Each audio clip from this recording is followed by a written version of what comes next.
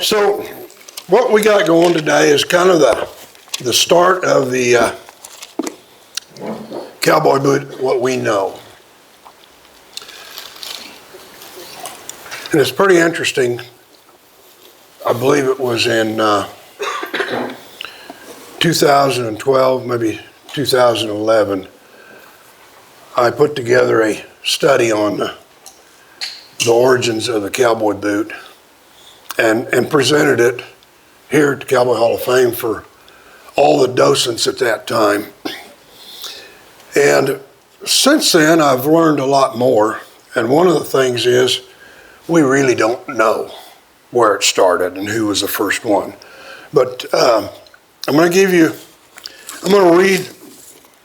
read to you, if you don't mind, my presentation at that time, and then we're going to go from there on some other things.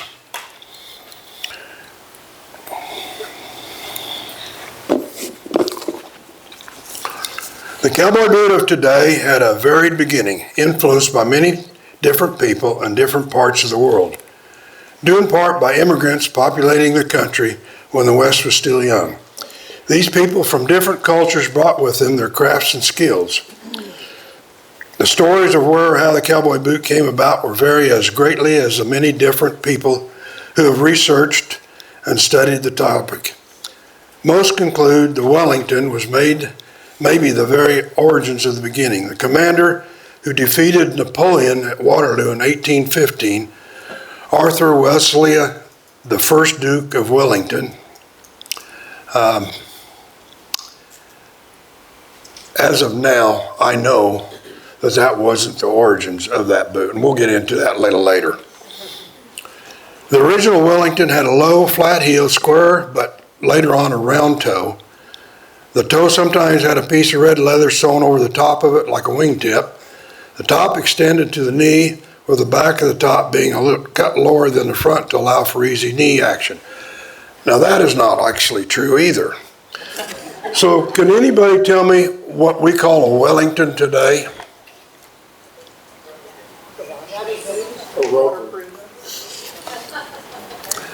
I don't know who said that, but one of those guys sitting right there, Randy. A Wellington, what they call a Wellington, is a black boot, short top, flat shoe heel on it. And they're called Wellingtons from the Mississippi River back to the East Coast. You get across the Mississippi, we call them ropers, but basically the same boot.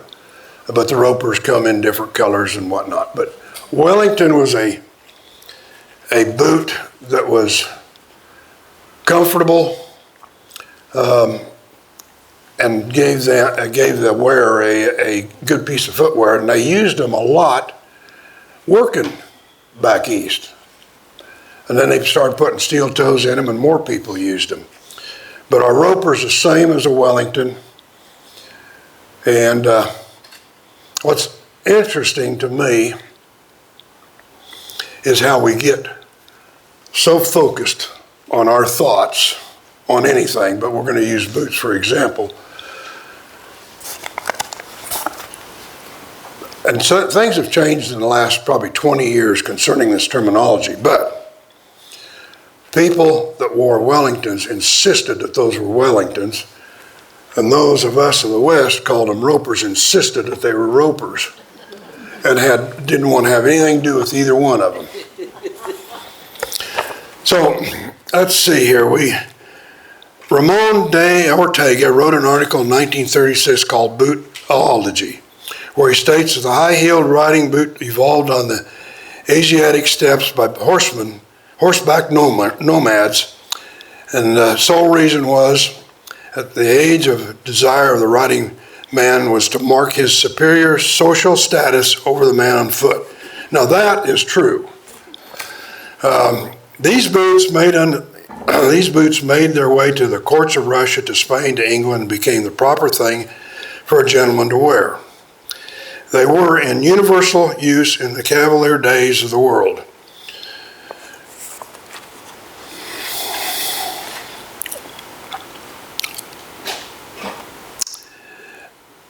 The Stuart Cavaliers. They were horsemen. Interesting to me is their boots were a one-piece front and a one-piece back, which would be everything from that side seam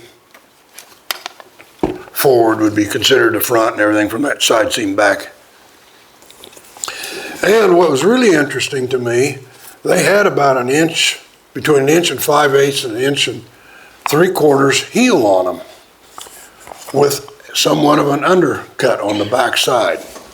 And the reason why, you'll find out why that was so interesting to me as we go along with this. They were a knee-high boot made of soft calf skin, comfortable, and they were built to be a riding boot. The Stuart Cavaliers first brought them to the New World when they colonized Virginia and Maryland. High-heeled boots and shoes were the everyday wear of Southern planters until the few years after the Civil War, when these men began drifting into Texas and California. Most of the early cowboy boot makers were of German ancestry, and what they built was somewhat of a Northern European style riding boot, close-fitting and high-topped, but modified to accommodate the needs of the American cowboy. The cowboy boot was not worn by farmers, miners, or lumberjacks. The classic cowboy boot was designed especially for a man who was a horseback all day. The narrow toe helped him find a stirrup quickly. A reinforced steel arch lent support in the stirrup, and tall tops protected the legs from the rough work encountered in the saddle. So, the American cowboy, almost everything that he used, and even up to today, was an Americanized design over the Mexican vaqueros. He pulled that stuff into what he used everyday use, except for the boot, and that is pure American. I'm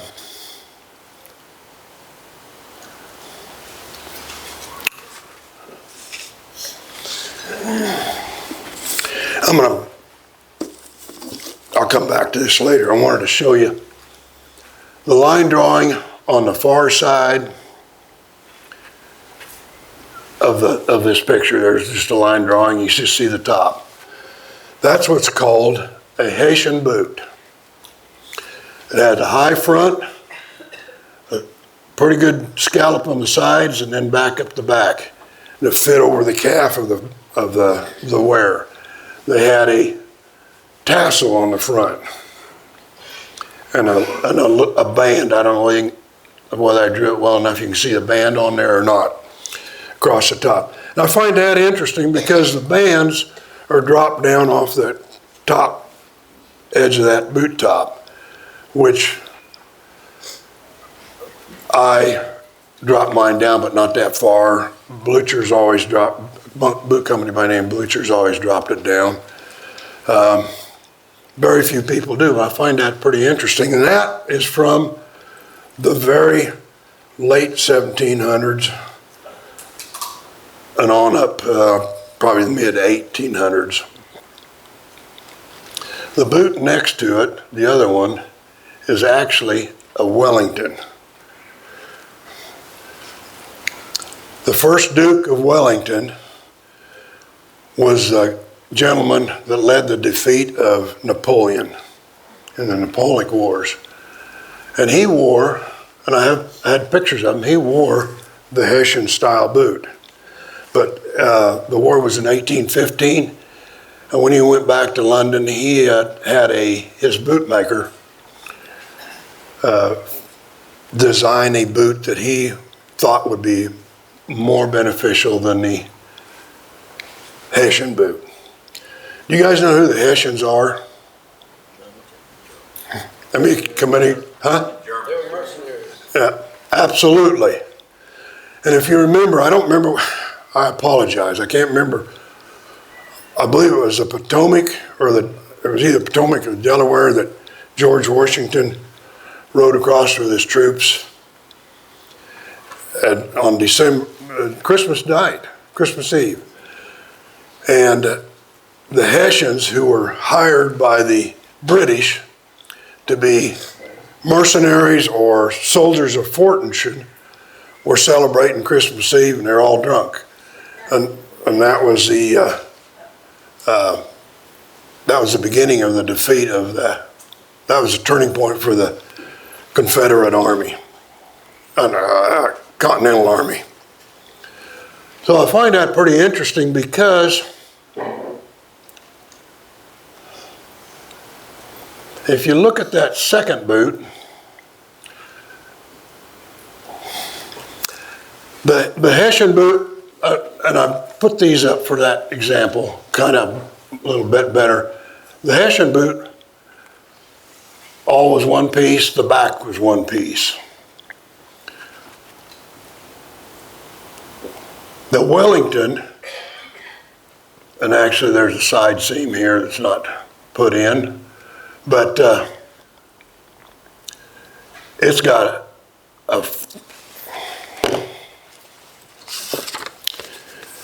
it's got a front and a back.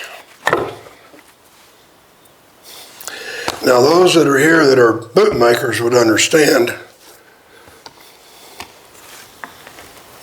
that's got a tongue. So the first time you see that tongue is right there. And the reason why is they have made a notch in that front. And the reason why it allows that to open up when you pull your foot in. If it was a one piece like the back, you'd have to have the throat of that boot way too big to get your foot down in there, make that turn.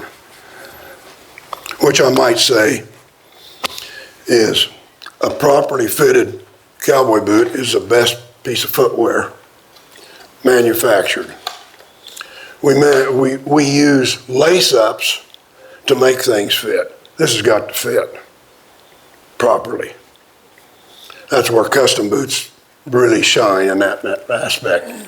Factories make boots that you can get down through the throat for, you can have an 8.5 D and somebody else have an 8.5 T, but their feet are built differently, and it can make it a tough job to get in there if they did that throat to the measurements. But that's what holds your foot back into the back of that heel seat.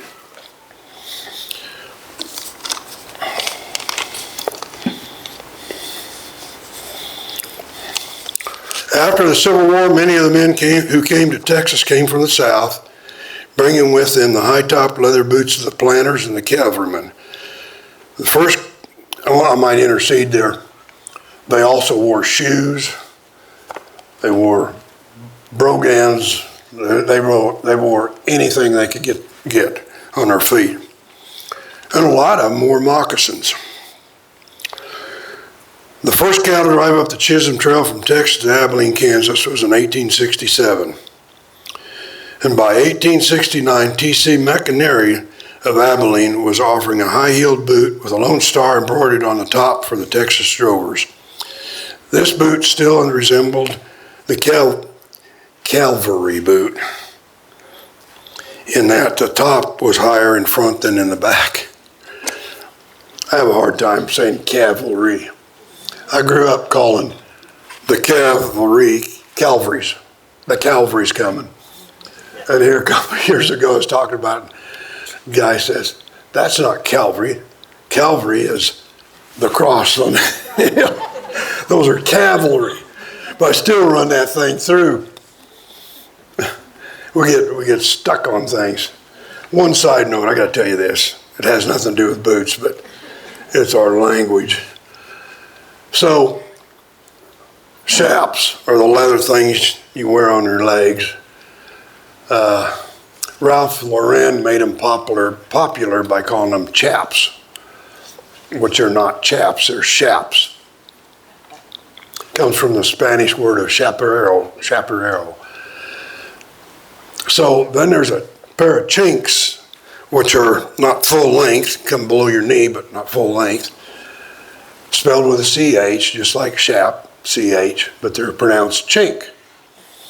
So my one brother and I, many years ago when we were still cowboying, we got onto jokingly between the two of us, calling them shinks and chaps. And we did that so often that when we got embarrassed when we were around people that knew better, because it just come out.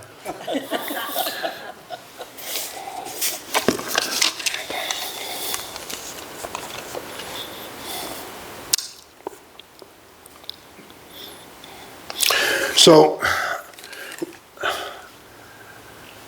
there's a young lady, Stephanie Bennett, that helped me put this together, and I really appreciate her help.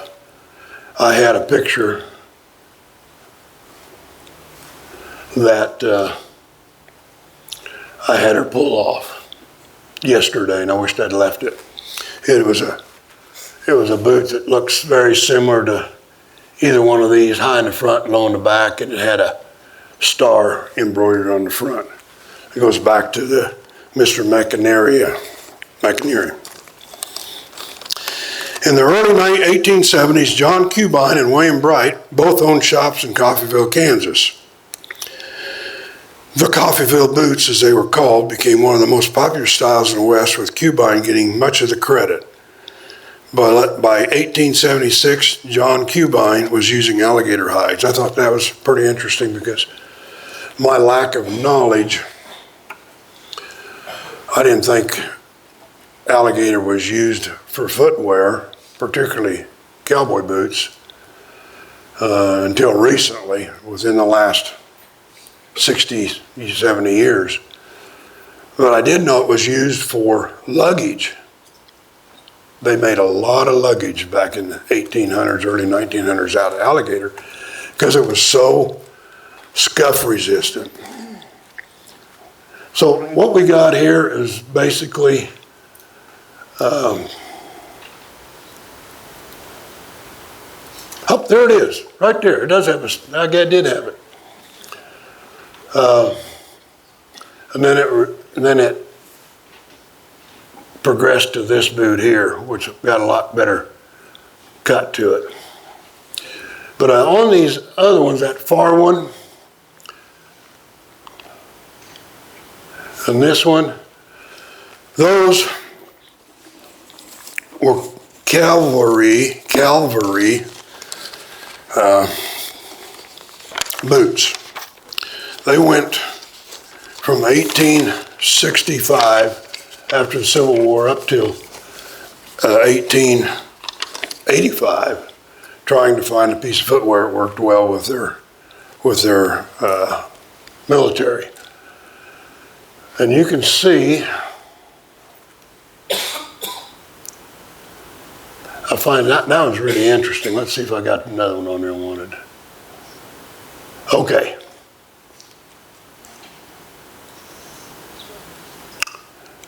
They varied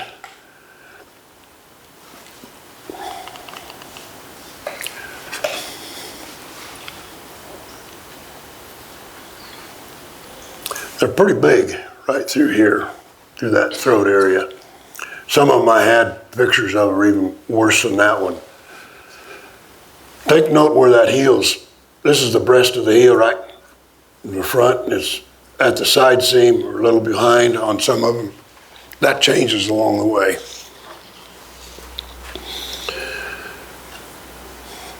The government does not make anything themselves for the most part. They contract out and they have different companies bid for it. And of course they're notorious for taking the lowest bid. So they had a lot of boot companies that manufactured boots, and they would fall apart within a day of use. But they finally got it figured out by 1885. But why bring these up? Those boots after the Civil War were also being used by cowboys at that time, early on. Texas had all these longhorns that they had prior to the Civil War. Basically, they would gather them and take them down to the Gulf Coast and slaughter them down there. And the only thing they took off of them was the tallow and the hides. After the Civil War, the East Coast was desperate for beef, and that's when they started driving them north. There was a lot of, we know of the Chisholm Trail and then the Western Trail, and how it moved across. But they drove cattle to Louisiana, they drove cattle to Missouri. There was a number of trail drives of cattle to these different places. So that was kind of the beginning of what we know of as the cowboy today, was at the trail dive days. There was many before that that worked cattle, but they weren't considered as what we think in our minds today.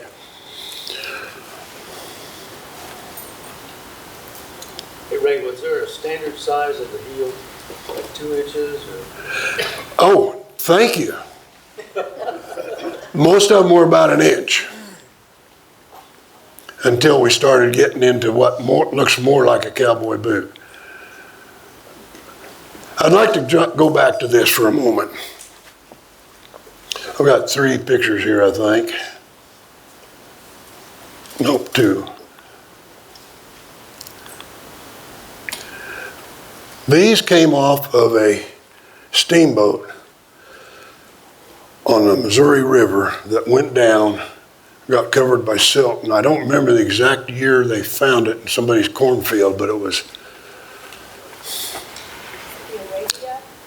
Huh? The steamboat Arabia. That's it. Very good. You want to come help me?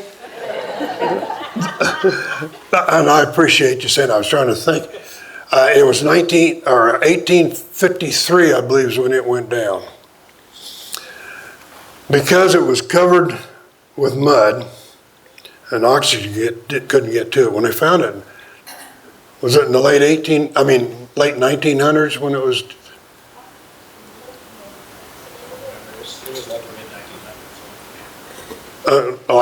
Excuse me. The late 1990s is what I was trying to, yeah. It was full of supplies. They had jars full of cherries. I mean, it's anything you ever thought you needed on the frontier. What I find interesting is, for many years, was under the impression from somewhere I heard or read that they never had right and left lasts clear up until somewhere in the late 1880s in there. These are right and left boots.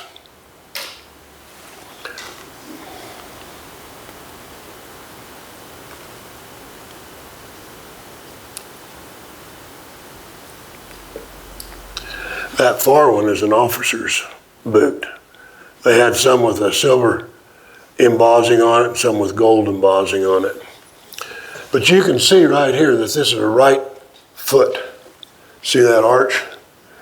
Now it dips in. There again you can see that heel breasted at the side seam. This is a one-piece front. They call it that, but there's another piece sewed on there. See, it still has the notch like the old Hessian boots. Not quite the dip in here, but still a little back behind.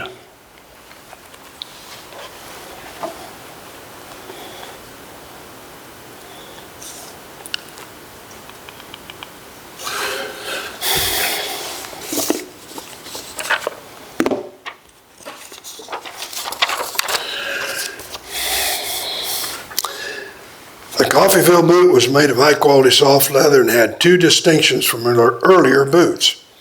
It was one of the first to make a right and left, which sounds logical enough, but was a relatively new innovation at that time. Now we're talking 1876.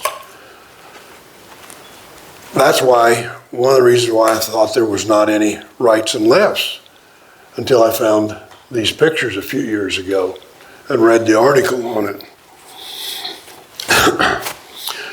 Although fine footwear was being made on left and right lasts, work boots were made on a last that was neither right nor left. It was also the first to have a high underslung heel. The above two distinctions have also been attributed to C.H. Heyer, who started his shop in Olathe, Kansas in 1876, and in 1879, H.L. Justin at Spanish Fort, Texas, where the Chisholm Trail crosses into Indian Territory, began taking orders as the drovers went north and had their boots ready when they came back through on their way home. That's all baloney. And I say that, and I don't mean it derogatory, but each one of them, in their story, they started out in a little shack repairing shoes and stuff, and some cowboy rides up and tells him what he wants in a boot, and they make it, and next time he's by, they got it done.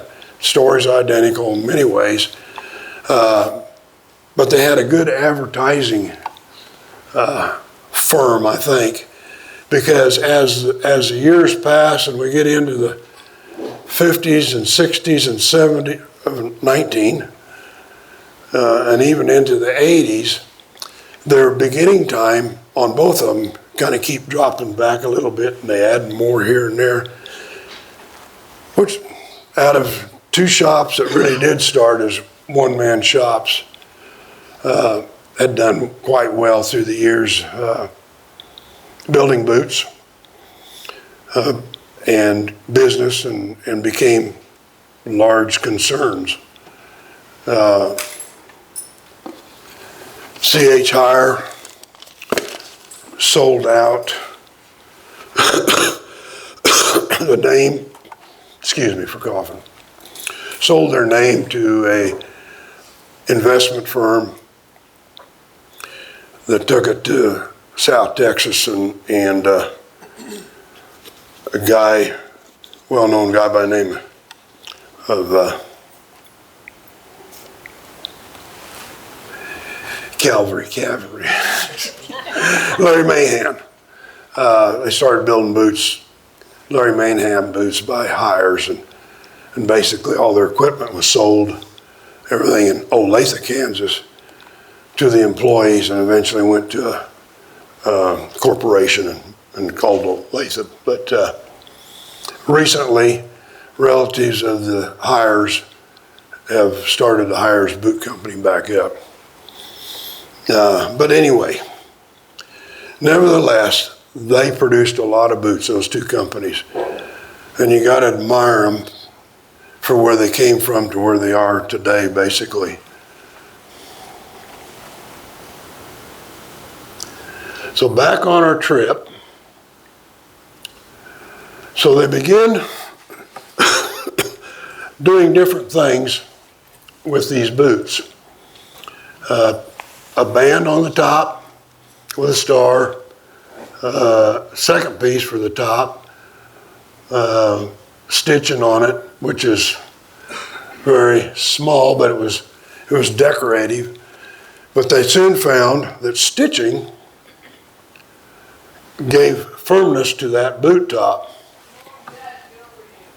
particularly the height they were wearing at that time. And you can see in any one of them pictures a taller heel, which is still breasted behind the side seam.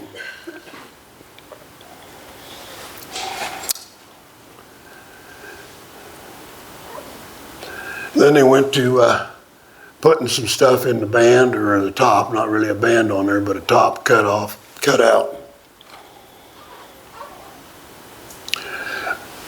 Here's an example of some very simple one-row stitches, but actually filled up the tops, which gave it some firmness.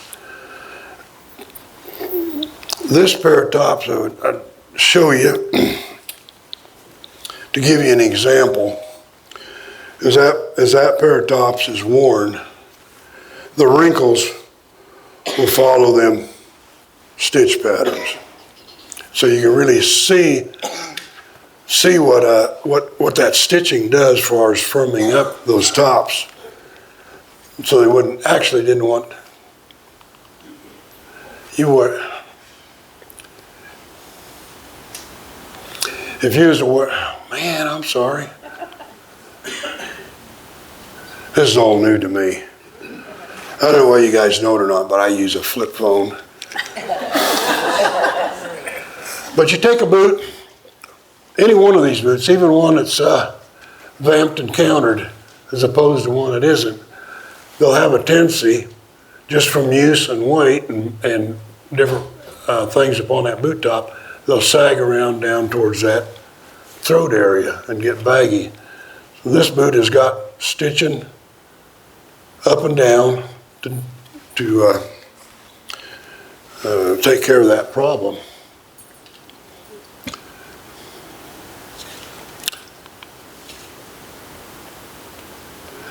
So this is the only reason I got this here. This is pretty interesting to me. See this boot?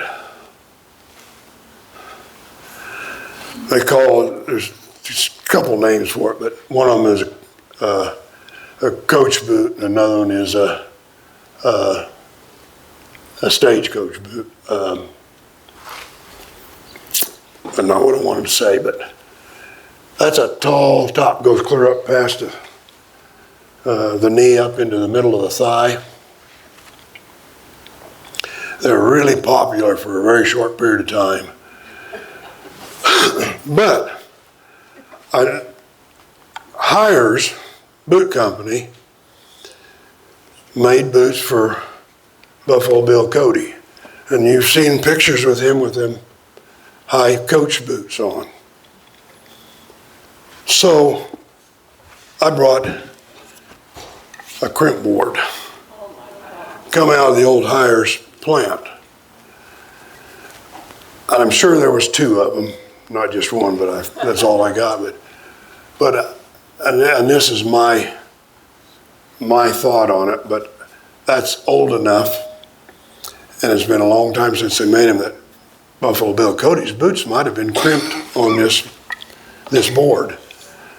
So I brought a regular crimp board here, and the reason why I'm not telling you how to build boots, I just wanted to use this as a demonstration.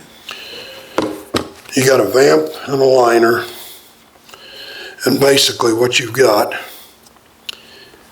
is a one-dimensional piece of leather. You wet them and run them through a brake and put them on a crimp board. And now you've got that one piece of leather that is three-dimensional. So that is what would have been done to make that pair of boots. Not particularly this one, but this one's got a tongue in it. But Buffalo Bill Cody's boots ran from the toe all the way to the top. What's that? Can I have one question to you? Your coach boots, like Buffalo Bill Cody wore, was that a two-man process to get on and off? Well, I would think so, but I don't know. But I do know that his had straps, a couple straps on the top that would open up with a gusset to help get started in there. But you think about that. And I just think this is a good example. You know, that's pretty narrow in that throat area. And you've got a lot of top to put your foot down in there. I would think it'd be a little difficult, but maybe you can do anything with vanity, huh?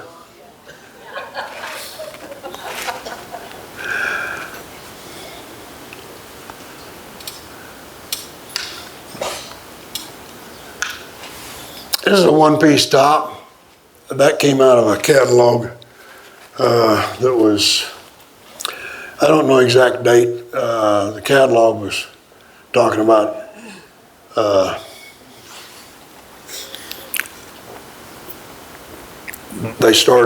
that company started in 1868, and it was 1910 on the catalog, but it wasn't the date the catalog was made, but it's that period of time, the one-piece top.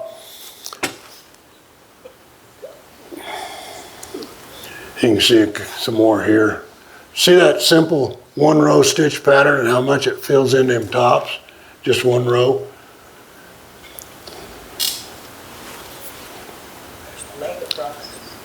Okay, this is where I wanted to go to.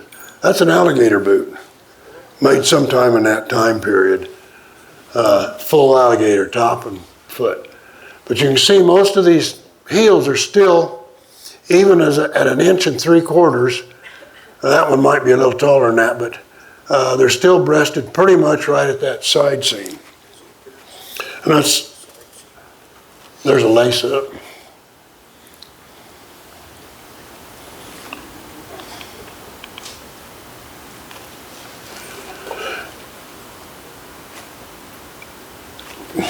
Wrap it up. Well, you're right on time if you want to have time for questions. Okay. I really got a bunch more to say. we have just got started. You got like 8 minutes and then we can open it for questions if you want to do that. Pardon me? You got about 8 minutes and then you can open it for questions. Okay. You'll have to give me the 8-minute sign.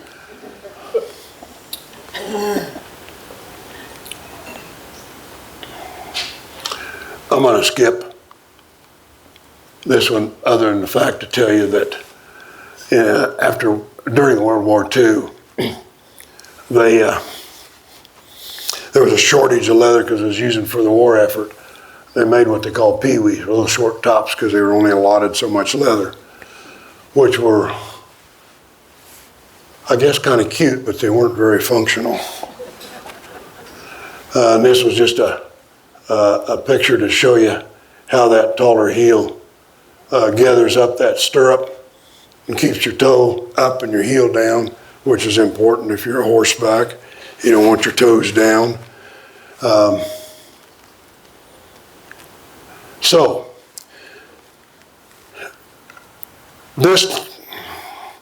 we don't know who started the first cowboy boot as we know it of today. We've got a lot of influence from different places. But one thing we do know, and it's pretty interesting to me, is there's a large population of itinerant bootmakers and shoemakers that would travel around and work at different shops, one-man shops, two-man shops, factories. Very, very good craftsmen.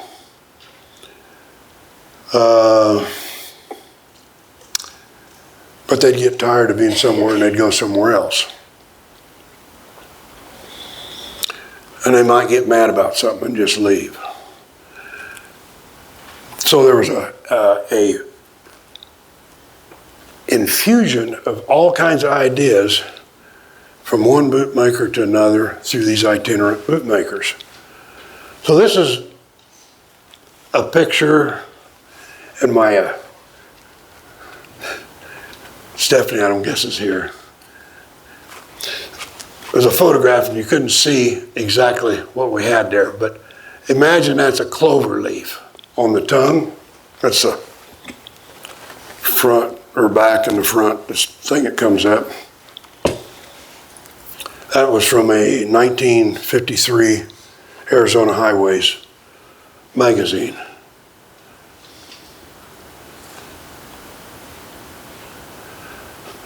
That boot particularly was made by a man called Archer LaForce, who had the Western Boot Company out of Tucson, Arizona. So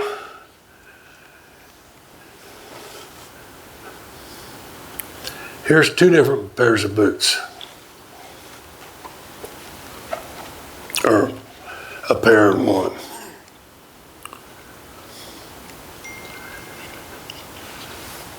You can maybe see that clover leaf better. I didn't see this clover leaf on this. That was made by Paul Bond.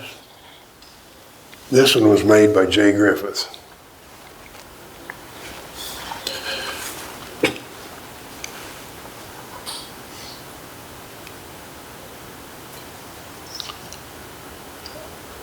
So,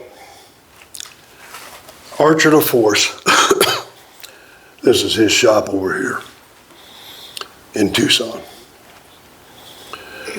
Jay Griffith, who was part of, at one time, Griffith Butcher Boot Company, but had been making boots. He started building boots before World War II and came back, and he went to work for Archer LaForce in Tucson. Then he went and left there and opened a shop of his own. He was kind of itinerant bootmaker in a sense because he moved his shop all over the country, but a tremendous bootmaker. Archer LaForce had a ranch in the north east corner of New Mexico,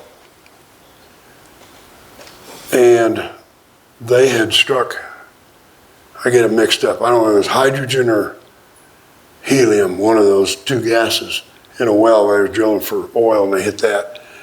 And overnight he became a multimillionaire, and he sold his shop to a guy by the name of Paul Bond. And he called it the Border Boot Company for a while, and then it became the Paul Bond Boot Shop.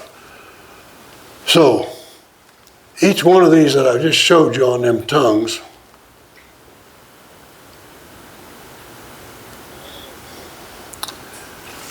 influenced Archer LaForce, influenced Jay Griffith, Paul Bond got the patterns. So we go back here, and this is just a smattering, but this is a Blucher boot pattern. Butterflies, flowers, stems, and leaves. And I don't know whether you can see this well enough over here, but this is the same boot made by Archer LaForce.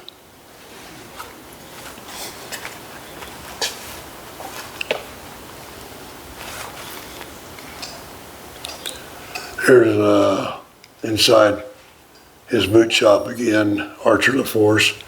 Each one of these are the same as Blucher patterns. They're kind of grainy, but you can see almost every one of them is a Blucher pattern if you know Blucher boots. Here's a pretty good example. There's a Blucher boot, there's an Archer LaForce boot, top. Here's another one. Here's a Jay Griffith boot. Absolutely same steer head we got over here. I think that boot might be in there. So yeah, same type of band.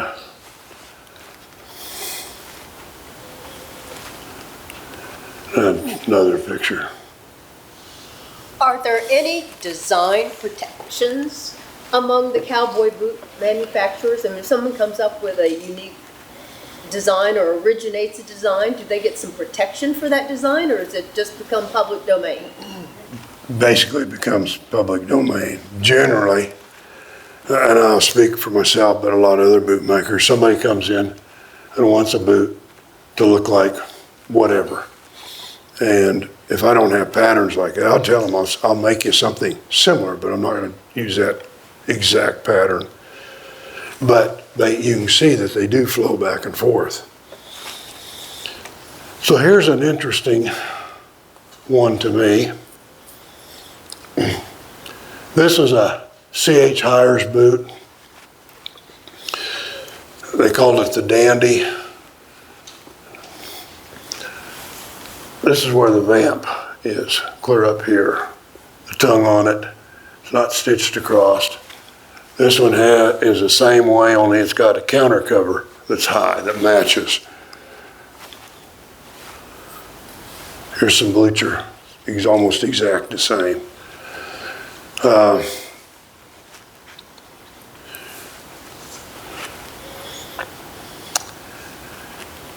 Gus Blucher was not only a production manager, but a designer for Justin Boots. And he left and moved to Cheyenne, Wyoming in 1915. and built boots. He moved from Cheyenne to Olathe so he could tap into the labor pool of bootmakers, because there really wasn't that many bootmakers in Cheyenne, Wyoming. Which I want to tell you something, this is pretty interesting.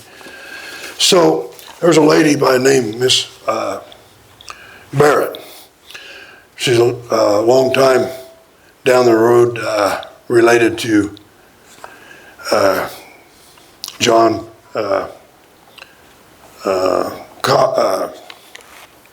Cubine, C-U-B-I-N-E, John Cubine. And she did a 6-7 page interesting deal. It was called I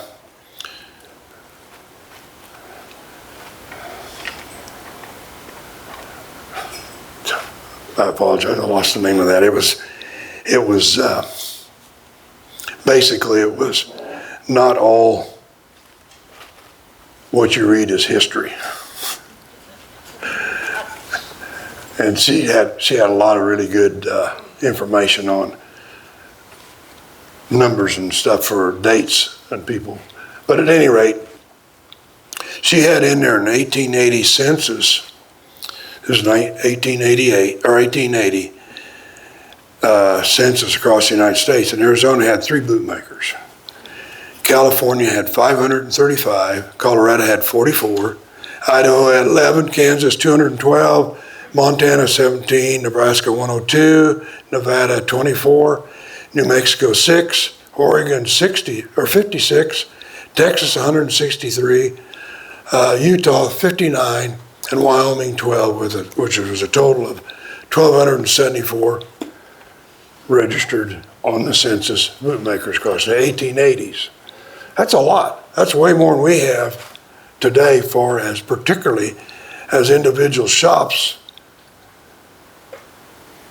that build boots. So anyway, back on Gus Blucher, the whole story about it, but Justin wanted him back and offered to send him money to come back, and he said okay, and so he didn't go back to Spanish Fort, Texas. He went to Olathe to tap into that bootmaking labor pool there. And what I've read, that he and C.H. Heyer were actually pretty good friends. It wasn't a competition deal, but that's where you see those two different things come about. Now, at one point, Hires called his Sandhills style. Blucher called his Sandhills style, but you can see right here it says style 70 and style 20. 20 doesn't have the counter covers, 70 does. What that does, at this point where this is stitched in, that makes that tight. We've got that notch. So it sits down over the last, and then it'll open up when you pull your foot on. But it's got to be pretty close, because it could get pretty tight there. Where you got a one piece like this, front like this, the top is actually up here and doesn't even need a notch.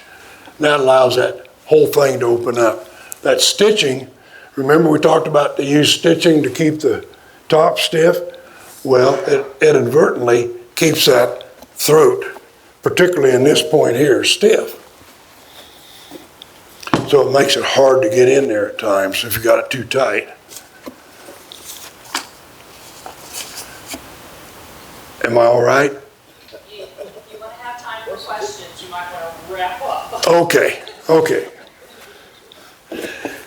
Anybody wants to stay around for 2 hours or so, I'll be here later. Oh, okay, I got to do this. This is an old boot shop, early 1900s in around Nacona, Texas. This gentleman, his name was Ole Flatus. Ole Flatus. How would you like to work in that dark building? This is out of a article, that's a 1936 article on a company called Alpine Saddlery. They made boots. There's Ole, right there.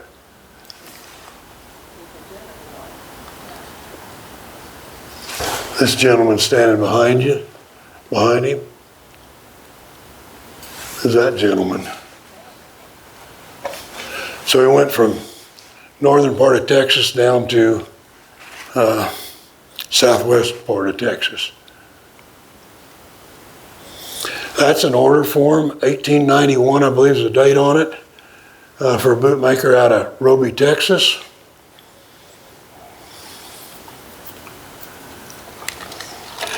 Actually, early on when I showed you that one picture with the stitch patterns, those were actually his stitch patterns. There's Cubine's shoe shop, he called it, but he started building boots. Hires Justin. And there's McInerney's, who was 1868, I believe it was, in Abilene, Texas, or Kansas.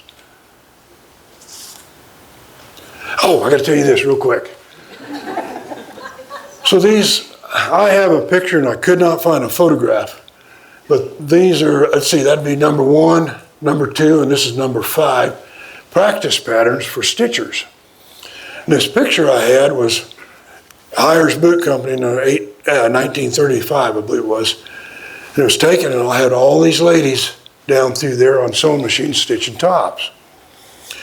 In order to get a stitching job, you had to practice on straight lines until you got that right, with your sewing machine and thread.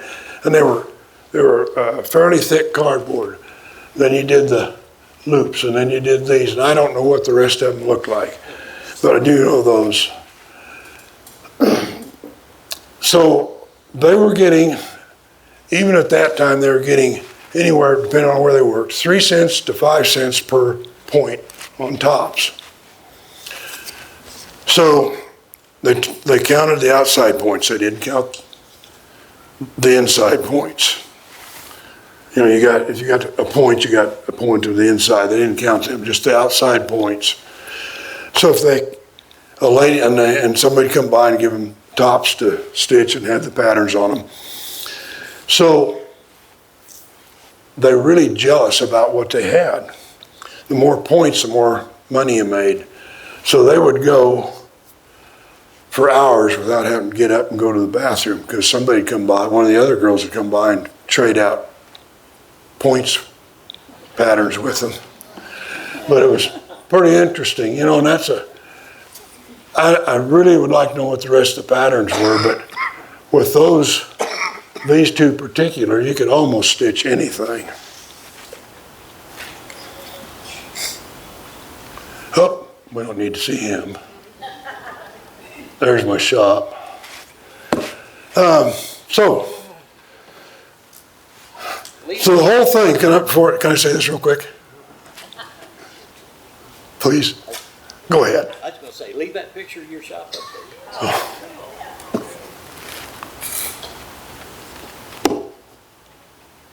Oh, I can't. I'll get it in a second. So you wanted to come find out about where cowboy boots started, and we learned nothing about that.